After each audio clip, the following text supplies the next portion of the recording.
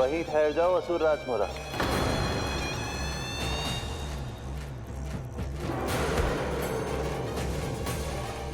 यहाँ क्यों आए? आपको पराजित करने और ये वैकुंठ जीतने, ताकि मैं यमलोक का स्वामी बन सकूं। फिर आओ, युद्ध भूमि में मेरा सामना करो।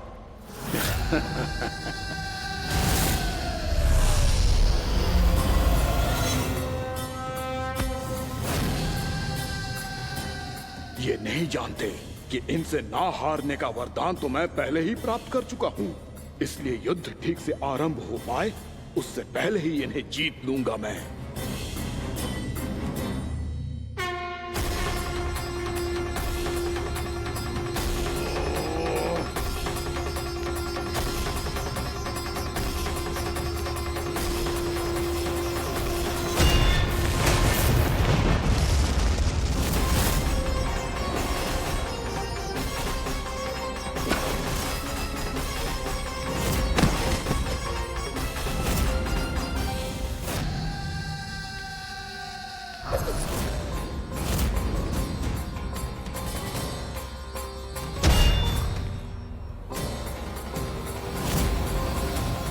और इस प्रकार ये युद्ध वर्षों वर्षों तक चलता रहो। दोनों योद्धा पूरे ब्रह्मांड में अनेक अस्त्रों शस्त्रों के साथ युद्ध करते रहे।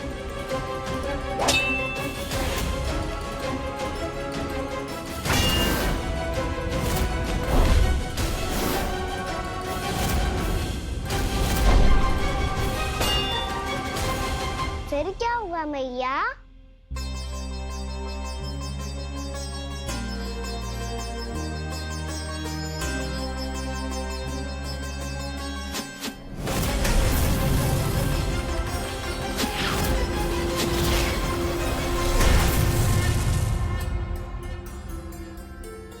उस युद्ध को कभी समाप्त हुआ हो, पर कैसे?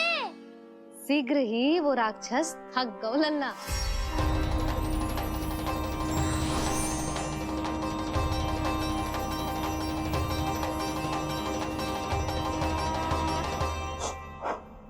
खड़े खड़े देख क्या रहे हैं नारायण? आक्रमण कीजिए, वध कर दीजिए मेरा।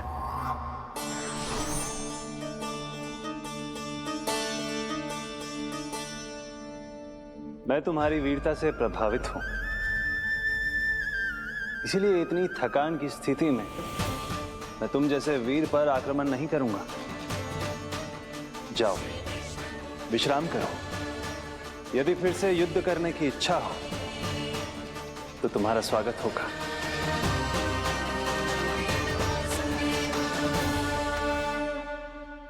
ये कह के श्री नारायण बद्रिका आश्रम चले गए और वहां हिमवत नाम की एक कंदरा में ध्यान लगा के बैठ गए। उधर वो राक्षस विश्राम करने लगो। अनेकों दिन बीत गए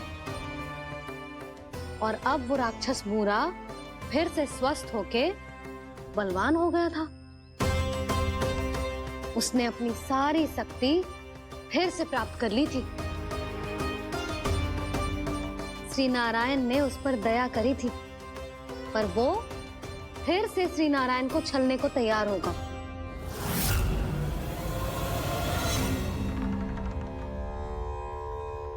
ध्यान में बैठे बैठे श्री नारायण योग निद्रा में चले गए, पर दुष्ट मूरा इसी अवसर का लाभ उठा के उनकी कंदरा में घुस आयो, ताकि वो सोते हुए श्री नारायण पे आक्रमण कर सके।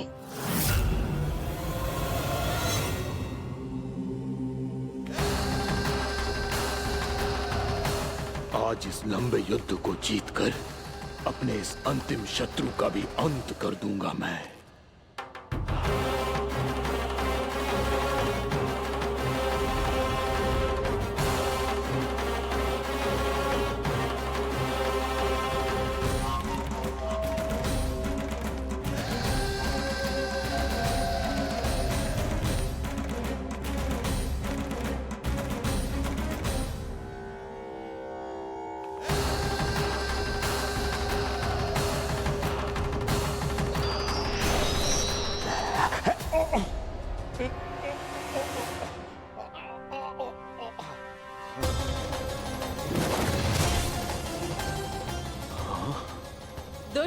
राक्षस! प्रभु ने तुझ पर दया की, तुझे संभलने का अवसर दिया। तू इन्हीं पर ही छल से वार करने चला है।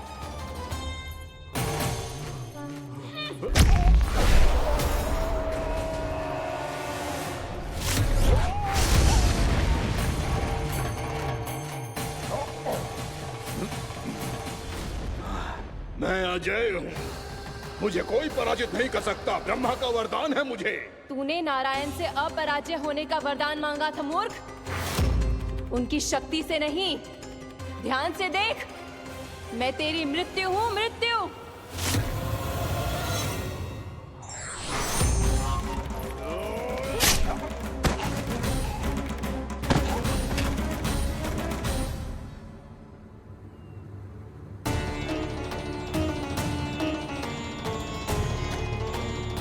वो देवी कौन सी छोटी माँ? और कौन बलराम, वही तो थी देवी एकादशी।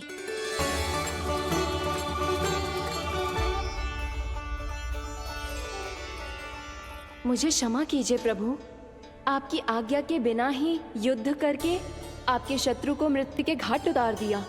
क्षमा नहीं, आपकी तो प्रशंसा होनी चाहिए देवी। असुर राज को मारकर आपने सभी देवताओं को मुक्त करवाया है। इस पापी के अहंकार से तीनों लोकों की रक्षा की है आपने। आप एकादशी की तिथि पर मेरी एकादश इंद्रियों से उत्पन्न हुई हैं। इसीलिए मेरे सभी भक्त आपको उत्पन्न एकादशी के नाम से जानेंगे। सभी तिथियों में आपका स्थान सर्वश्रेष्ठ होगा। जिस तरह आपने राक्षस के आक्रमण से मेरी रक्षा की है, उसी प्रकार एकादशी के दिन व्रत करके जो भी भक्त आपकी कथा सुनेगा, मैं स्वयं उसकी रक्षा करूंगा। जो आपकी पूजा करेगा, उसे मेरी विशेष कृपा प्राप्त होगी और उसके साथ साथ उसे मिलेगा धन, सिद्धि और मोक्ष।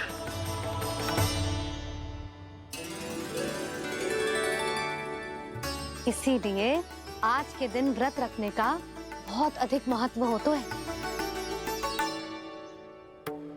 बोलो एकादशी मैया की जय। बोलो श्री नारायण भगवान की जय।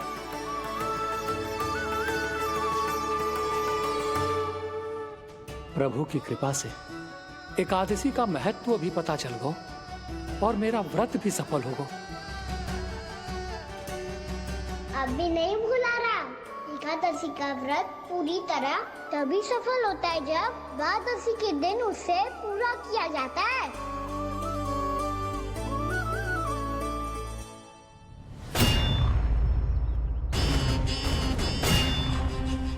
आवश्यक है आपको यह आभास होना कि उस विष्णु अवतार को पराजित करने के लिए आपके साधारण योद्धाओं में वो सामर्थ्य नहीं है।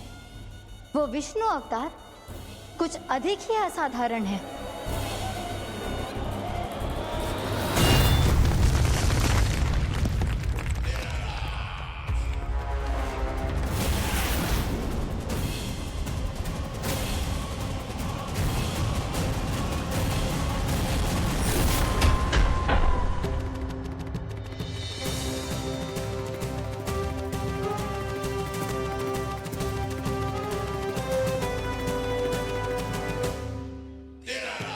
अब मैं दिखाऊंगा उस विष्णु अवतार को असाधारण शत्रु क्या होता है।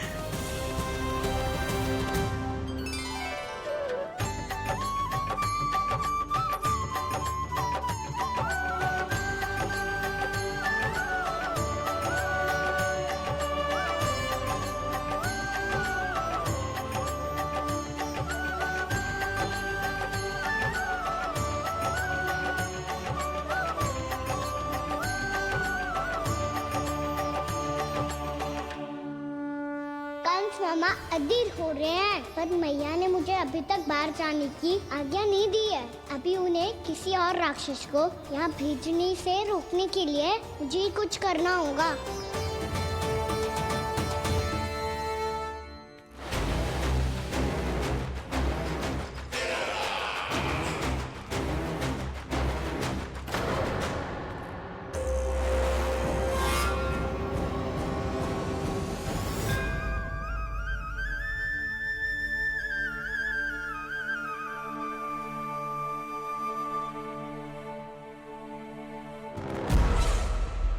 कौन हो तुम? बचपन से ही मुझे मारने का सपना देख रहे हैं, सिर्फ मुझे ही नहीं पहचानते।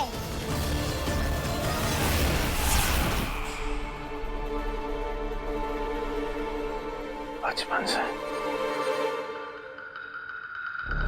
विष्णु अवतार।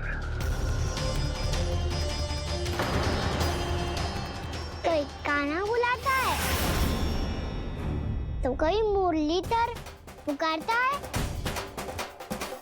कोई माखन चोर कहता है, कोई कहता है चिच्चोर। पर विष्णु अवतार इस नाम से तो बस आप ही मुझे बुलाते हो मामा जी। इतना साहस, ये तो यहाँ आ गया है।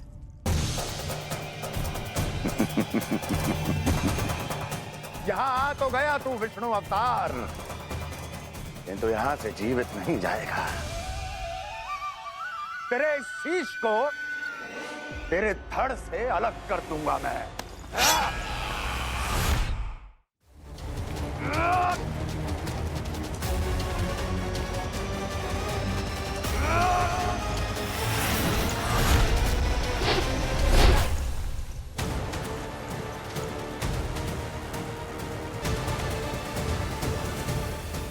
कहाँ देख रहे हो मामा जी?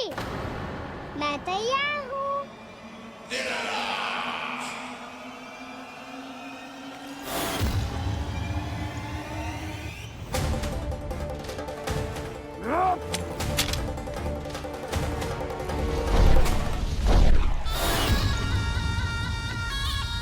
मामा जी, आप सदैव इसी तरह क्रोध में रहते हो क्या?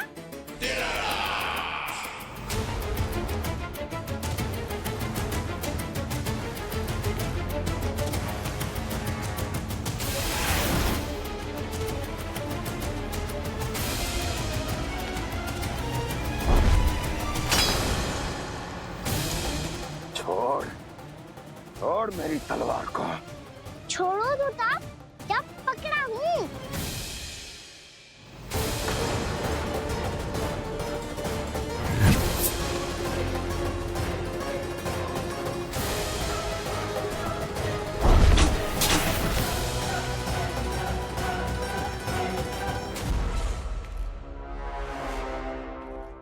मामा जी,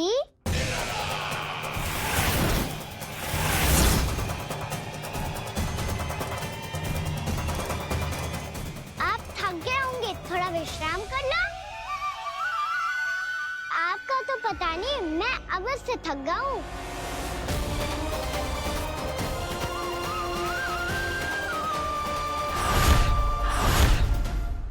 मेरे सिंहासन पर बैठने का तो साहस। अभी तो बस अभ्यास कर रहा था मामा जी, भविष्य में मुझे तो बैठना है यहाँ। आपने बल प्रयोग करके से अपने पिताजी से छीना था, मैं आपसे छीन लूंगा। जो छल और बल से लिया जाए वो अधिक समय तक टिकता नहीं है मामा जी।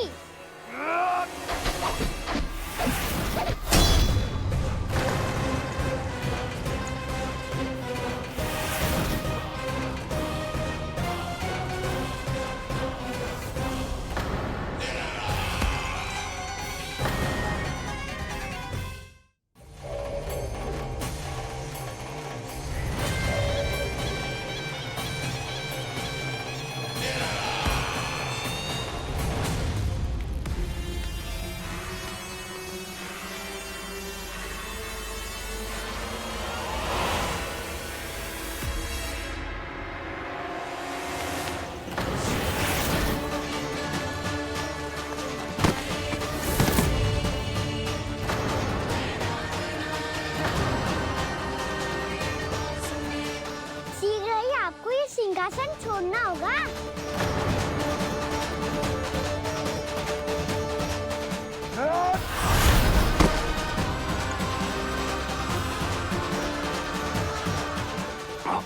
वो मेरा सिंहासन छीनना चाहता। वो आ रहा है, वो आ रहा है। सैनिकों, सैनिकों! दुर्जन, बंद कर दो सभी द्वार और झरोखे, सब के सब। इसकी हर संभावना पर इतना कड़ा पहरा बिठा दो कि ना तो कोई महल के भीतर आ सके, ना कोई बाहर जा सके। मुझे महल की चप्पे चप्पे की सूचना चाहिए। जाओ।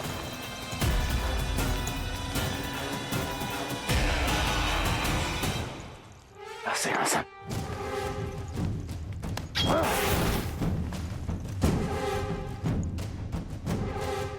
अब आ, दुष्ट मायावी, ए छलिया विष्णु अवतार, मैं कंस तेरी प्रतीक्षा कर रहा हूँ।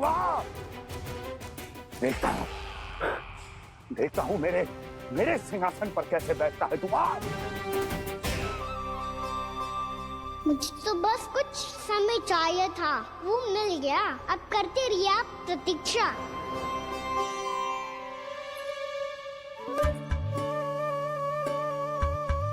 जी अपने आप से बातें क्यों कर रहे हो जी?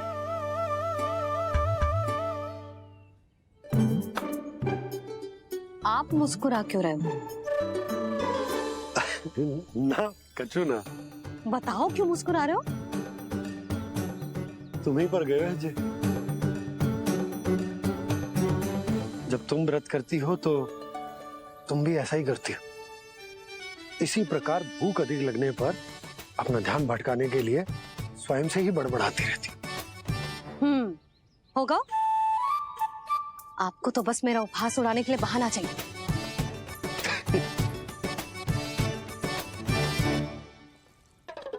लल्ला, भूख लगी है?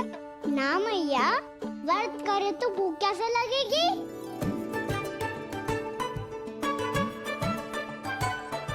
यदि लगी हो तो छोटे बालकों को थोड़ी बहुत भूल चूक क्षमा होती है। कछु ना तो फल तो तू खा ही सकते है। अब तो पूरे नियम और विधि विधान से व्रत तोड़ूंगा। कल द्वादशी के सुबह मुहूर्त के अनुसार। ठीक।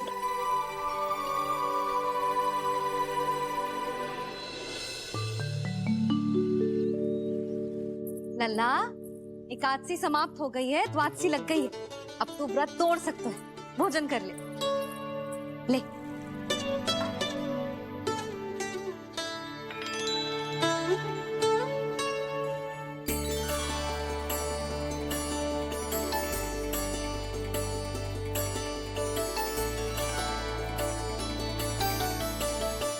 आज तो कार्य कर लीजिएगा। मैं ना चाहती कि सब गांव वाले फिर से आपका उपहास उड़ाएं। अरे, इसी क्षण कार्य आरंभ करना आवश्यक ना है। कुछ खा तो लो। कल भी पूरे दिन व्रत में रहे, अब तो कुछ खा लो। ना, अभी बिल्कुल भूख ना है। और हाँ भगवान, तुम्हें चिंता करने की आवश्यकता नहीं है। आज मैं किसी को भी 2 शब्द कहने का अवसर नहीं दूंगा। अरे, कुछ खाओगे पियोगे नहीं तो कैसे रहोगे?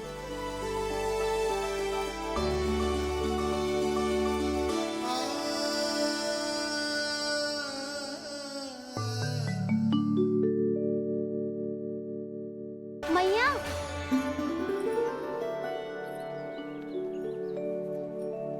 मैया पहले व्रत तोड़ के कछु खा तो लो। अभी ना, लौट के आने के बाद। हाँ,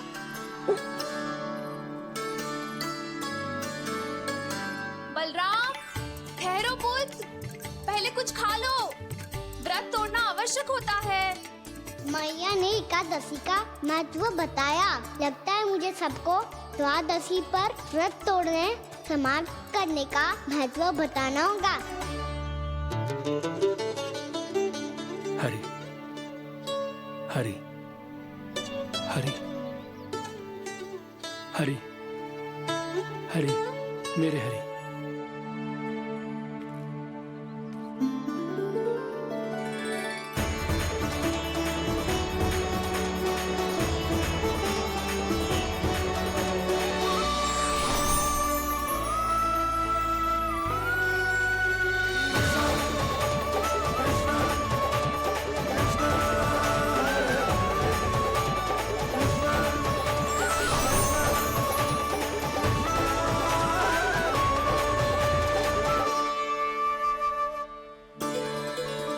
अभी अभी तो मैंने बच्चों की माँ को वचन दिया था कि आज किसी को शिकायत करने का अवसर ना दूंगा, और अब मैं प्रभु श्री हरि की कल्पना जसोमती रानी के लल्ला में ही करने लगा।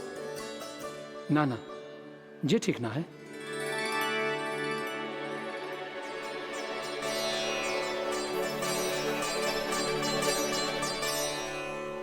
ठीक ही तो है, बिल्कुल सही पहचाना है आपने। बड़े तो बड़े, अब तो बालक भी हमारा उपहास उड़ाने लगे। मैं आपका उपहास नहीं उड़ाने आया, मैं तो आपके एकादशी के व्रत को पूरा कराने आया हूँ।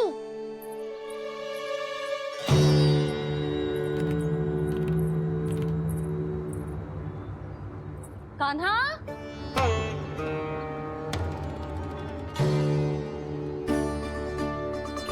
तो ये रे आपकी छड़ी और ये रे मेरी पीठ। सेक देना तापर तोड़। आज तो इसकी पीठ सेक के रहूंगी मैं। मैया घर पे भूखी मुझे ढूंढ रही होगी। लो आज द्वादशी के दिन पहले प्रहर में भोजन करके अपना एकादशी का व्रत पूरा करो आप। धन्यवाद राजकुमार, पर अभी हमें भूख नहीं है। बहुत सारा काम पड़ा है, और अभी थोड़ी ही देर में शंकरी बहन भी अपनी मटकी लेने आती होंगी।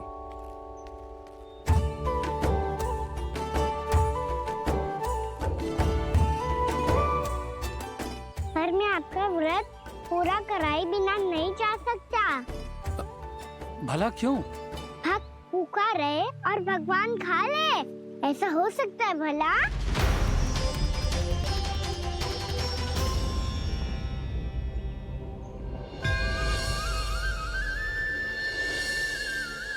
ये कैसा भ्रम हो रहा है मुझे लगता है अपना काम करना चाहिए। द्वादशी के पहले प्रहर में व्रत पूरा करना बहुत आवश्यक होता है, ना तो एकादशी का व्रत भी पूरा ना मानो जातो। इतनी सारी ज्ञान की बातें तुम्हें कैसे पता है लल्ला?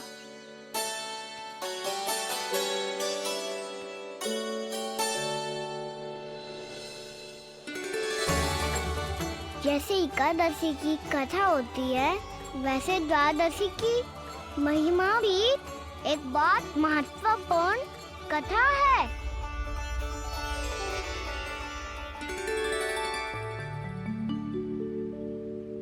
कैसी कथा? बिल्कुल सही समय पे आई हो आप, क्योंकि आपको ये कथा आपको अवश्य सुननी चाहिए।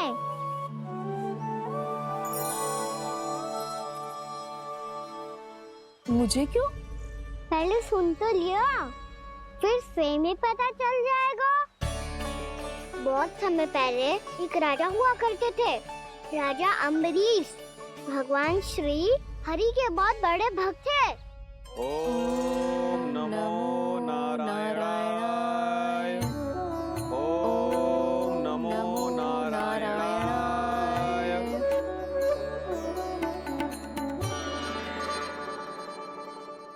नेक पुण्य के काम करते थे वो। अपनी पत्नी के साथ हरि का नाम जपते रहते थे।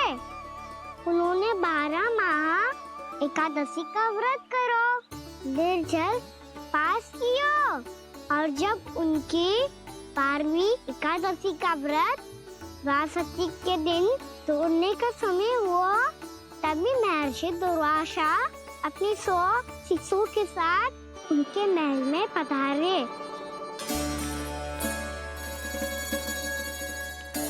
प्रणाम स्वीकार करें महर्षि।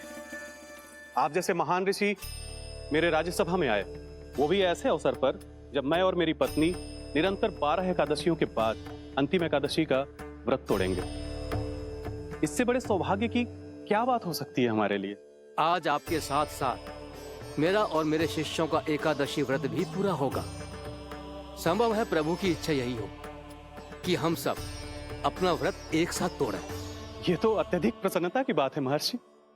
तो फिर ठीक है, हम सब यात्रा से थके हैं, व्रत तोड़ने से पहले हम स्नान करना चाहते हैं। जैसी आपकी इच्छा महर्षि। जब तक आप लोग लौटेंगे तब तक आपके सारे प्रबंध यहाँ हो चुके होंगे।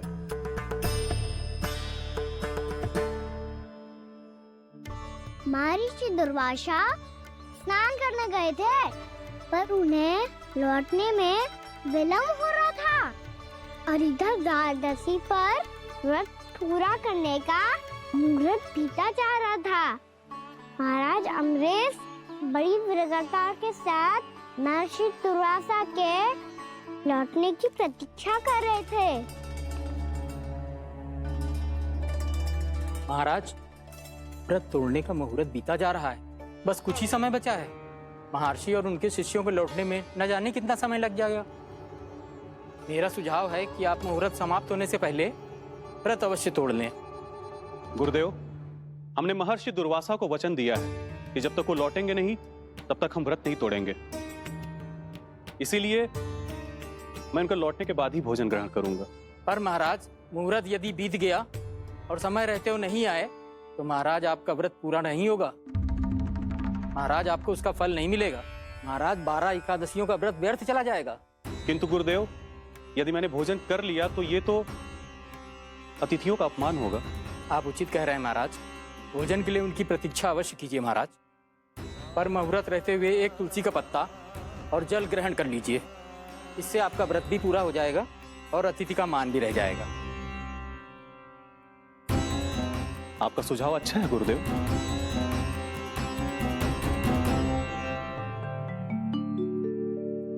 जैसे ही महाराज ने तुलसी का पत्ता खाया, वैसे ही महर्षि दुर्वासा लौट आए। महाराज,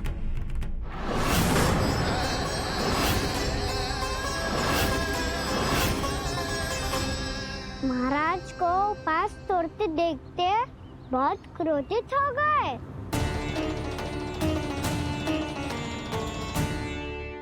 बहुत बड़े भक्त हैं आप, परंतु आप ये नहीं जानते अपने अतिथियों के साथ कैसा व्यवहार करना चाहिए। आपने हमें साथ भोजन करने का वचन दिया था, पर अपना व्रत क्यों तोड़ा आपने?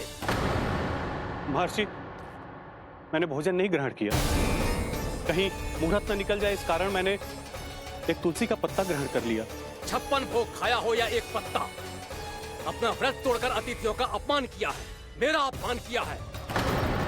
अब आपको दंड भोगना होगा ताकि आप सीख पाएं कि अतिथियों के साथ कैसा व्यवहार होना चाहिए। महर्षि, आप जो भी दंड मुझे देंगे मुझे स्वीकार है, किंतु आप क्रोधित मत होइए। क्रोध का कारण आपने दिया है महाराज। एक महर्षि का अपमान करके राक्षसी प्रवृत्ति का परिचय दिया है आपने। इसीलिए अब एक राक्षसी आपको दंड देगी।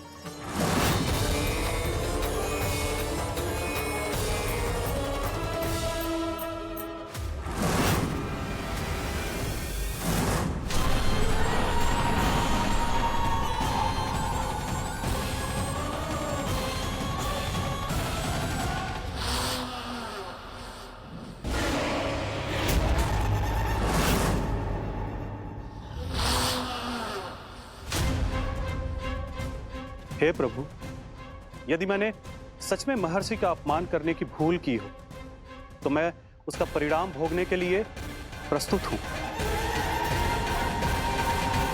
ओम नमो नारायणाय, ओम नमो नारायणाय नमः। महर्षि दुर्वासा को यह आभास ही नहीं था कि महाराज अम्बरीश ने उनका अपमान नहीं किया था। फिर भी उसे अपमान मान के वो श्री नारायण के भक्त पे संदेह कर रहे थे। मैंने भी तो भोला राम की भक्ति पे संदेह किया था। हे नारायण, ये क्या पाप हो गया मुझसे? संदेह किसी अपमान से कम ना हो तो, और भगवान सब सह सकते हैं, पर उनके प्रिय भक्तों का अपमान सहन ना कर सकते। इसीलिए उन्होंने हस्तक्षेप करने का निर्णय लिया।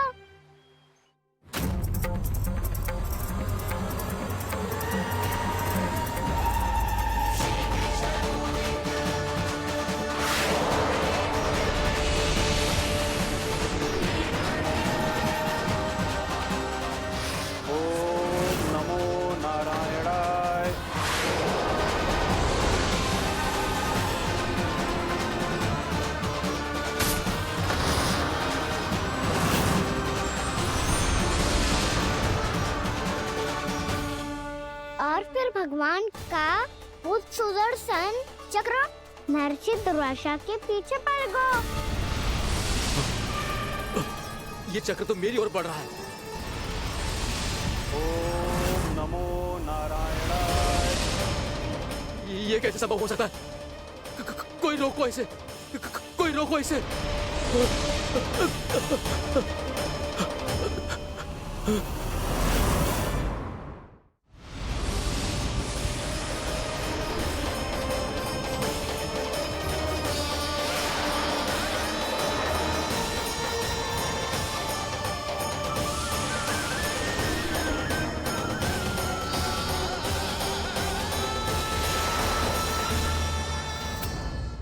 चक्र से अपने प्राण कैसे तैसे बचाते बचाते महर्षि दुर्वासा ब्रह्मलोक जा पहुँचे।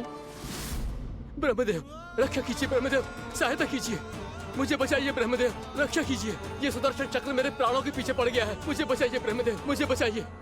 महर्षि, मैं चाहकर भी आपकी सहायता नहीं कर सकता। ऐसी स्थिति में यदि कोई कुछ कर सकते हैं तो वो है सुदर्शन चक्र के स्वामी विष्णु, क्योंकि सृष्टि में केवल वही है जो इसे नियंत्रित कर सकते हैं। वो ही इसे वापस लौटने का आदेश देकर आपके प्राणों पर छाए हुए संकट को दूर कर सकते हैं। किंतु हां, मैं सुदर्शन चक्र से इतना अवश्य कहूंगा कि जब तक आप विष्णु लोक में पहुंच नहीं जाते, वो आपको किसी भी प्रकार की हानि ना पहुंचाए। आपका बहुत बहुत धन्यवाद, आपकी सदा ही जय हो।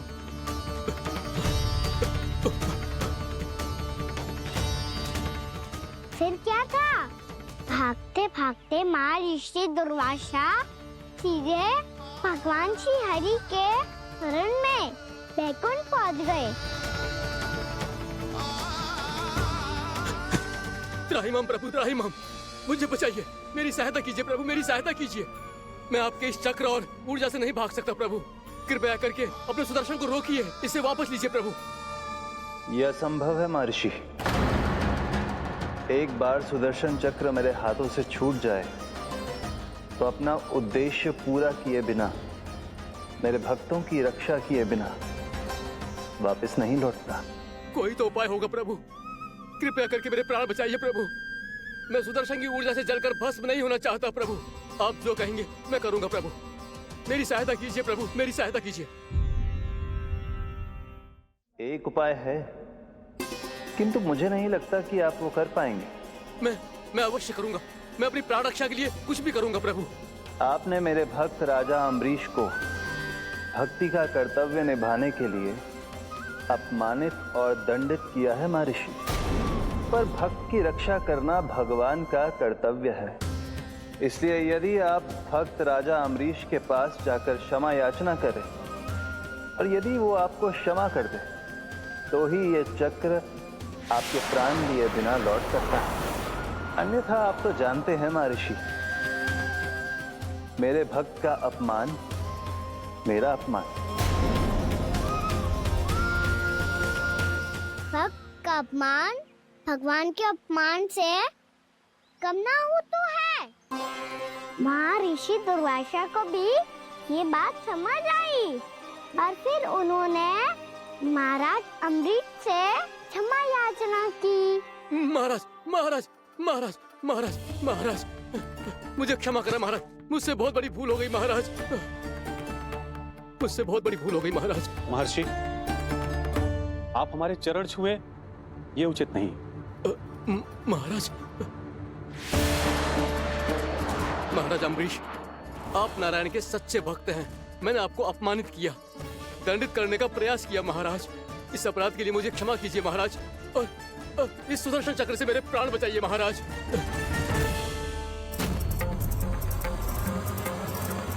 हे महान सुदर्शन, यदि महर्षि के लिए मेरे हृदय में अभी भी वही सम्मान और प्रेम हो जो इनके प्रथम आगमन पे था, तो कृपया आप अपने धाम वापस लौट जाइए।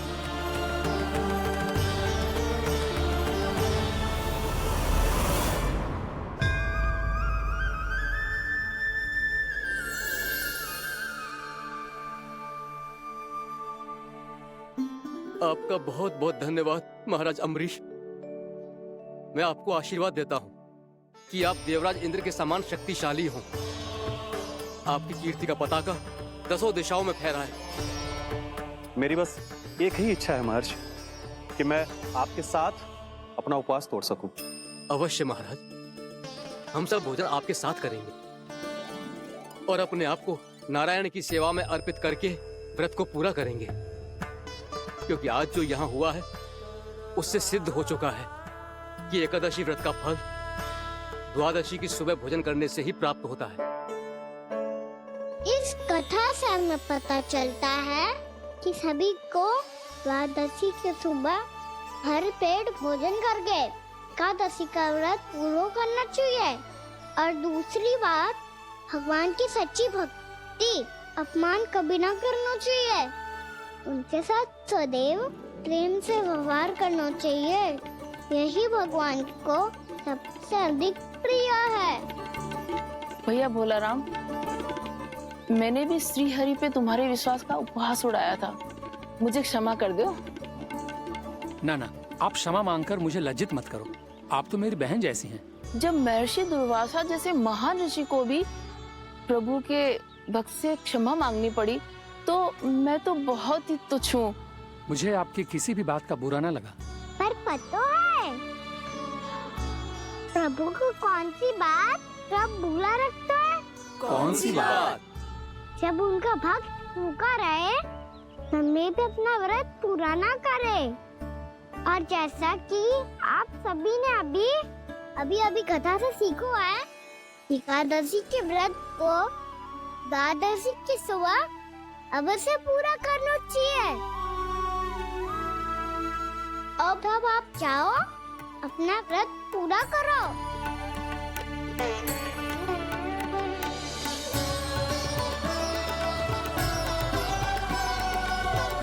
मैं आपके लिए जल लेके आती हूँ।